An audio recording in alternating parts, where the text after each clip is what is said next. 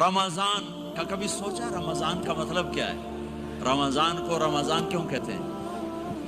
اللہ نے 11 مہینوں کے نام عربوں سے رکھوائے اور روزے کے مہینے کا نام خود رکھا قرآن میں، شہر رمضان الذی انزل فیہ القرآن۔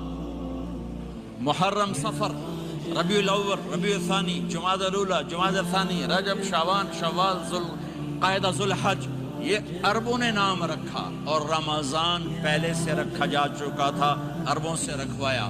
رمضان کے لفظ اور روزے میں کیا جوڑ ہے؟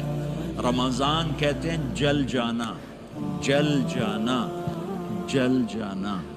تو اس کو روزے کے ساتھ کیا مناسبت ہے کہ جب کوئی مرد عورت روزہ رکھتا ہے یا رکھتی ہے تو پچھلے 330 دن کے گناہ، آج روزہ رکھا، بھٹی تیار ہو گئی، گناہ ڈال کے جلاؤ، دوسرے دن اور گناہ جلاؤ، تیسرے دن اور گناہ، چوتھے دن اور، 30ویں دن سارے گناہوں کو اللہ تعالیٰ جلا کے راکھ کر کے ایمان والے مرد عورت کو پاک کر کے صاف کر کے آخری رات کہتا ہے جاؤ بخشے بخشائے چلے جاؤ، جاؤ بخشے بخشائے چلے جاؤ۔